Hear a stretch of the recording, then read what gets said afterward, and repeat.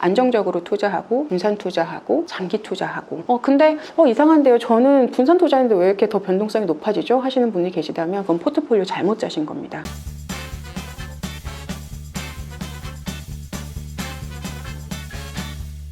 그래서 투자는 필수다. 투자는 정말 필수인 것 같습니다. 물론 지금은 약간 제가 생각했을 때 투자에 대한 과열로 인해서 사람들의 심리 자체가 조금 더 투기 쪽에 가까워져 있는 것 같아요. 이거는 여러분들 투자로 끌어오셔야 됩니다.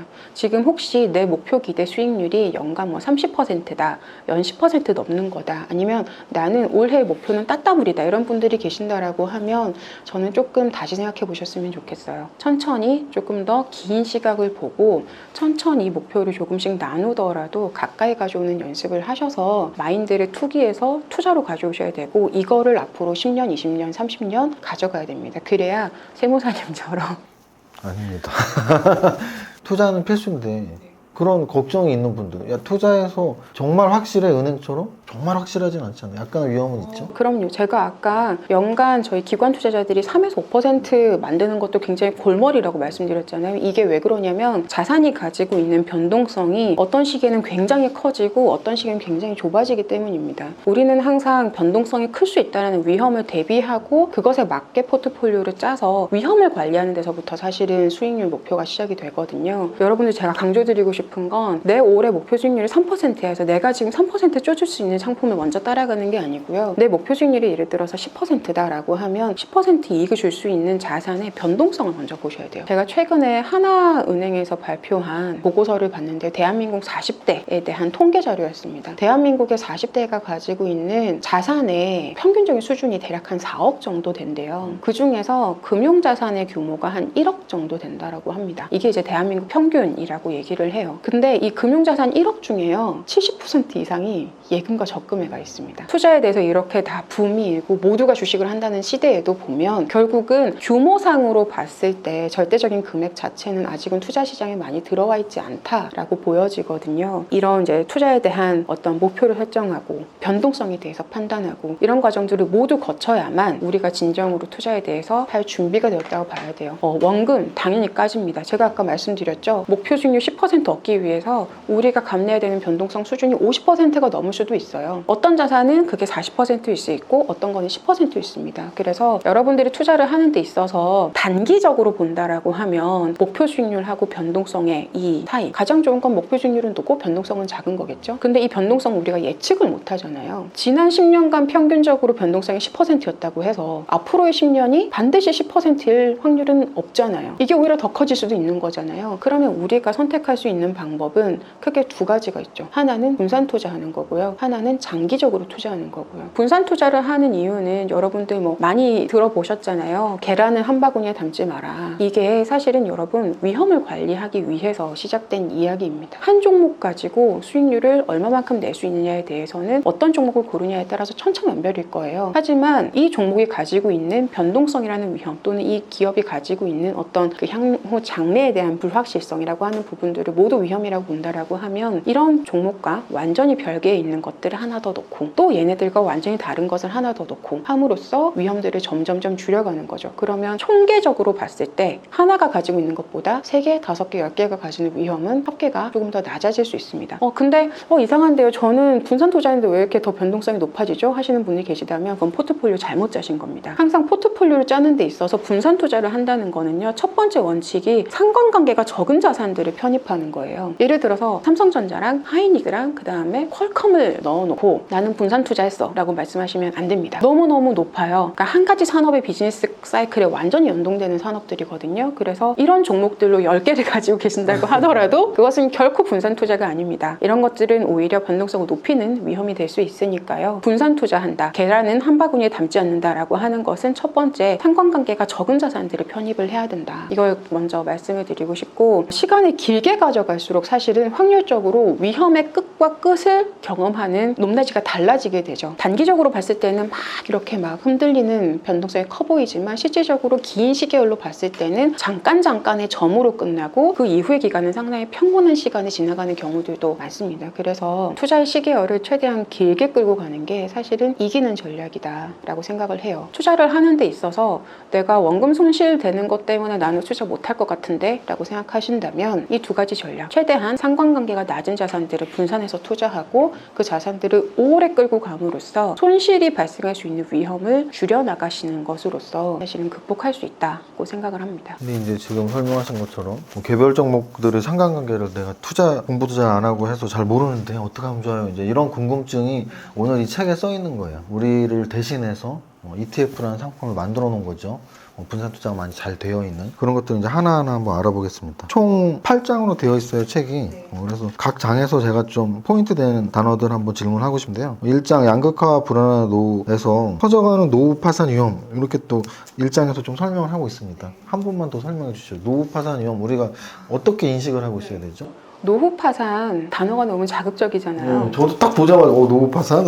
네, 나는 파산까지는 안 할 것 같은데? 라고 생각하신다면 한 번 더 생각해 보십시오. 이 파산이라고 하는 게요, 그러니까 우리가 경제적으로 완전 자력을 잃은 상태를 파산이라고 얘기를 하는데, 사실상 우리가 살아가는 데 있어서요, 자존감이 점점점 떨어지는 환경 그 자체가 사실은 좀 극단적인 단어로 표현하면 파산이라는 환경하고 연결시킬 수 있지 않을까. 우리가 나이가 들어가면서요, 사실 주머니가 비기 시작하면 힘이 딸리죠. 어깨가 약간 처지고 그리고 친구들 만나기 싫어지고요. 점점점 그런 상황들이 나이가 들수록 진화된다라고 하면 사실은 이 자체만으로 약간 우울한 상황이 되죠. 근데 우리가 이 상황에서 아프기까지 하면 어떻게 될까요? 그렇게 되면 이 개인의 이 멘탈에서 오는 자존감과 경제적인 상황에서 오는 자존감, 그리고 내 건강에서 오는 자존감이 세 개가 동시에 무너질 수가 있어요. 그래서 저는 나이가 들수록 돈이 필요하다라고 생각을 합니다. 우리나라에서 뭐 다른 부분들은 다 차치를 한다고 하고요. 의료비만 한번 떼놓고 볼까요? 혹시 세무사님 평생 세무사님이 쓰는 의료 비용이 한 얼마 정도 될 것 같으세요? 글쎄요, 가늠을 해본 적은 없는데 그래도 우리나라는 좀 건강보험 체계가 워낙 잘 돼 있어서 제가 내는 돈은 그렇게 많다고 느껴지진 않는데 비급여랑 이런 거 다 합치면 꽤 많은 돈을 낼 것 같기도 합니다. 얼마 정도 한번 숫자를 한번 찍어보세요. 아, 글쎄요. 그래도 뭐 몇 천만 원 내지 않을까요?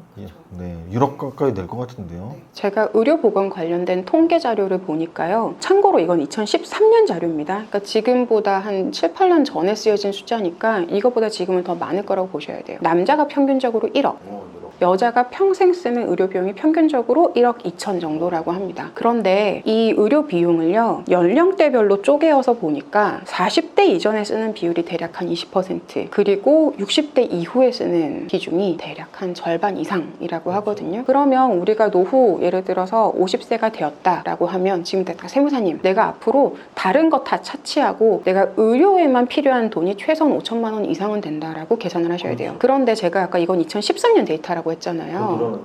제가 GDP 대비 우리나라의 경상 의료비를 계산한 데이터를 보니까 13년부터 19년까지 해서 얼추 2배 정도 늘었어요. 그럼 다시 생각해 보시면 남자분들은 태어나서 죽을 때까지 의료비가 평균적으로 한 2억 정도 필요하다라고 보셔야 되고, 여자분들은 2억 4천, 2억 5천 정도 필요하다고 보시면 돼요. 50세 이후에 내가 필요한 의료 비용이 남자는 1억, 여자도 1억 이상, 이렇게 보셔야 됩니다. 그래서 다른 거 다 차치하고요, 생활비 이런 거 다 필요 없어요. 다 그런 거 다 따로 준비를 해야겠죠. 그런 것들 다 차치하고 순수하게 내가 존엄성 있게 내 건강을 지키고 또는 치료를 받는데 쓸 수 있는 돈이 필요한 것만 최소 1억이 넘는다. 여러분들은 그것을 어떻게 준비할 거냐라는 거죠. 일본의 아까 제가 말씀드렸던 그 책의 사례를 보니까요, 정말 힘듭니다. 정말 녹록지가 않아요. 특히 이제 우리나라에서 지금 가장 문제가 되고 있는 것 중에 하나가 1인 가구가 늘어나고 있는 것인데요. 일본에서도 보면 노후 파산을 겪는 거의 대부분의 가구들이 1인 가구인 경우들이 많았고, 이런 분들은 대부분 자산 형성도 적극적이지가 않고, 그러다 보니까 미래에서 준비해놓은 연금 자산도 사실은 충분치가 않았고요. 연금으로 생각하시는 분들도 결국은 이제 정부의 어떤 그 지원에 의해서 자기 생계를 유지를 하는 거잖아요. 그래서 제약 조건이 많더라고요. 왜 투자를 해야 되는지, Y에 대한 얘기인데 당근과 책찍 같은 느낌이 들어요. 뭐냐면 1장에서는 이 불안한 노후 파산 위험으로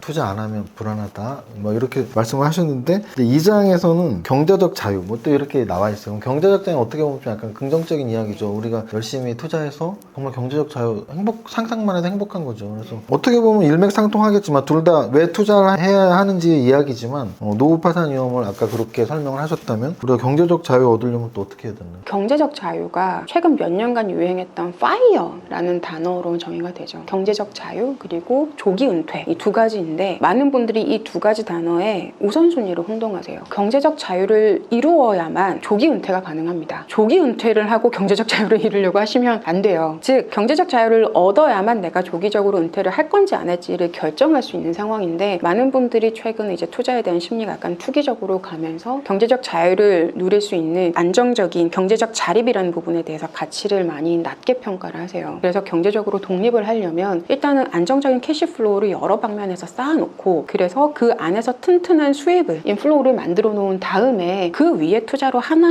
쌓으셔야 돼요. 앞에 저희가 계속 강조했던 내용이 투자는 분산 투자해야 되고 장기 투자해야 된다고 말씀드렸는데 이 장기가 6개월, 1년을 가지고 장기를 얘기하는 건 아니잖아요. 그러면 이 투자의 기간 5년, 10년, 20년이라는 시간을 버티려고 하면 그 기간에 가장 밑거름이 되어 있는 캐시플로우 이것을 지키는 게 가장 원칙입니다. 그래서 저는 제 후배들한테도 당부하는 것이 절대 투자로 지금 돈 조금 번다고 해서 결코 회사 그만둘 생각은 하지 마라. 그래서 제 책에서도 좀 강조를 드리고 싶은 게 우선순위를 반드시 구분하라 라는 말씀을 드리고 있습니다. 그래서 여러분 경제적 자유 반드시 이루어야 하고 제 꿈도 경제적 자유를 이루는 것인데요. 다만 여기에서 우선순위는 나의 현재의 캐시플로우를 가장 공고히 만드는 것에서 그리고 가장 안정적인 캐시플로우 확률적으로 들어오지 않을 돈보다는 확률적으로 항상 들어올 수 있는 돈들을 많이 만들어 놓은 상태에서 투자를 장기적으로 보셔야 된다. 그래야 경제적 자유를 얻을 수 있다. 그리고 그것은 결국은 장기적인 투자에서 얻어질 수 있는 것이다 라는 좀 당부를 제가 같이 했죠. 그럼 궁금한 게 경제적 자유를 얻기 위한 캐시플로우의 그 절대치 그 금액이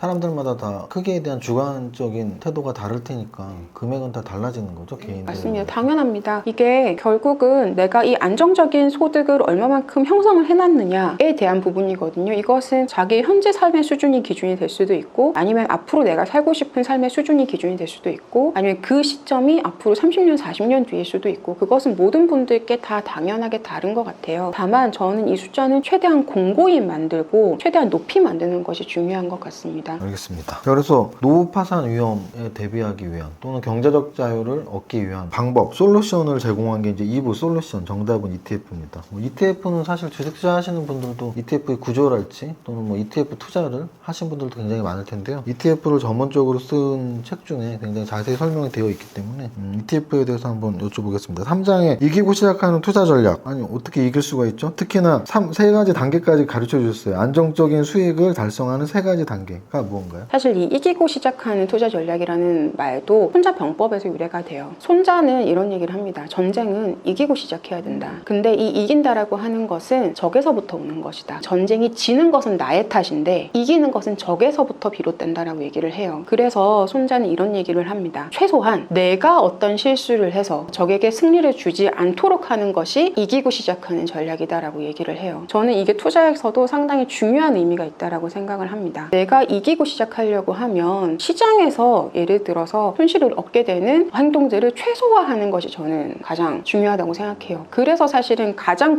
고리타분하면서도 가장 원칙적인 얘기로 갈 수밖에 없는 겁니다. 안정적으로 투자하고 분산 투자하고 장기 투자하고 그리고 고정적인 수익을 쌓는 자산을 밑에 깔므로써 다른 자산이 가지고 있는 변동성에 대해서 약간 완화를 시켜줄 수 있는 부분들이거든요. 1단계는 위험이 노출될 만한 상황을 최대한 통제하고 두 번째는 이익을 보유하는 기간을 최대한 확보하고 세 번째는 포트폴리오에서 고정 수익을 형성하는 것이다. 이렇게 3단계를 책에 설명하고 있습니다. 이기고 시작하는 투자를 공부를 했습니다. 그럼 이제 구체적으로 이제 ETF를 해야 되는데 이 사장에서 이제 ETF에 대한 말씀을 하시는데 근데 이제 ETF가 어찌 보면 책 제목처럼 주식은 잘 모르는데 쉽게 투자하려면 ETF 한번 해보자. 그럼 너무 쉽게 사람들이 접근할 것 같은데 요 사장이 그래도 또 ETF 할 때 주의사항이나 주의점을 이렇게 또 써놓으셨어요. ETF 쉽지만 또 우리가 꼭 알아야 될 주의점, 주의사항 뭐가 있을까요? 사실 이 주식은 모르겠고 투자는 하고 싶어라는 마음은 사실 저의 마음이거든요.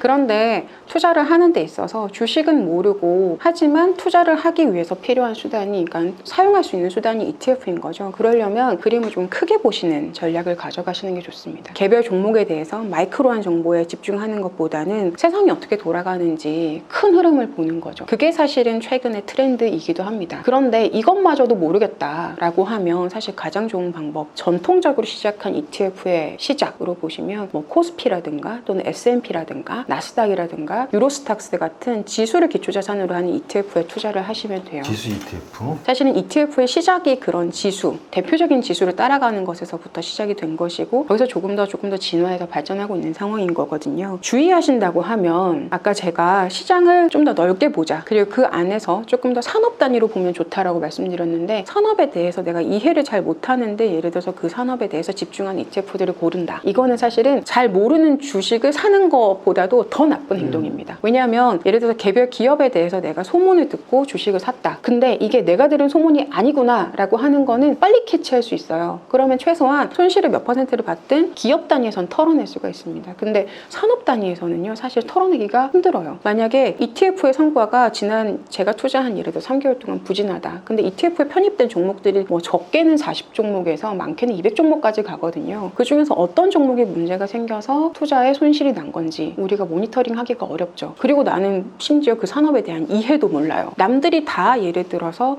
바이오 좋다라고 해서 바이오 ETF를 샀는데 정작 나는 지금 현재 바이오 산업이 어떤 국면에 있는 건지 잘 몰라요. 그러면 오히려 셀트리온 한 종목 사는 것보다 훨씬 더 위험할 수 있습니다. 그래서 크게 본다, 나는 ETF로 투자한다 라고 해서 ETF를 고르셨음에도 불구하고 너무 모르는 쪽에 투자하시는 건 일단 첫 번째, 좋지 않다.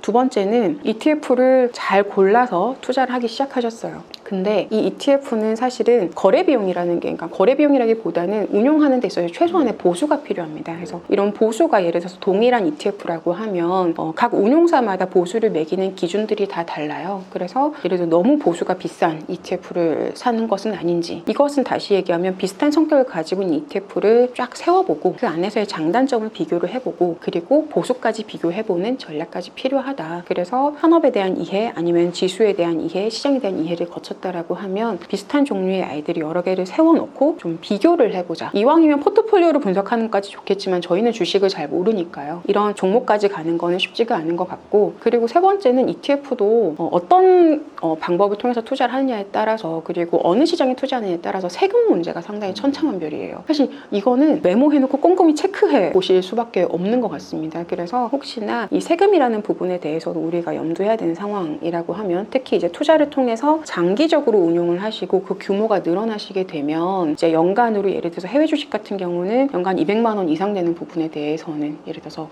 과세 대상이 된다거나, 우리나라 같은 경우에도 국내 상장 ETF나 또는 해외 상장 ETF를 국내에서 가지고 온 형태나 이런 것들에 따라서 과세 기준이 조금씩 달라질 수가 있거든요. 그래서 이런 것들, 그리고 내가 투자하는 계좌의 성격이 무엇이냐에 따라서도 또 계좌의 그 과세되는 기준들이 천차만별이기 때문에 그런 것들 저는 꼭 체크를 하셨으면 좋겠습니다. 체크 포인트 세 가지. 첫 번째는 지수 ETF를 처음 접근하는 게 산업별 ETF를 접근하는 것보다 훨씬 유리하다는 말씀이고요. 두 번째는 같은 산업군에 대한 ETF더라도 뭐 운영 수수료나 이런 게 달라질 수 있다. 그래서 여러분들이 한번 비교를 직접 해보고 나 이 회사 거 사야지. 뭐 이게 이제 두 번째고요. 세 번째는 세금. 세금은 아마도 콜센터에, 증권회사 콜센터에 전화하면 친절하게 말씀해 주십니다. 그러니까 여러분들이 세금까지도 꼭 확인을 하는 게 좋다. 뭐 이렇게 정리를 하고,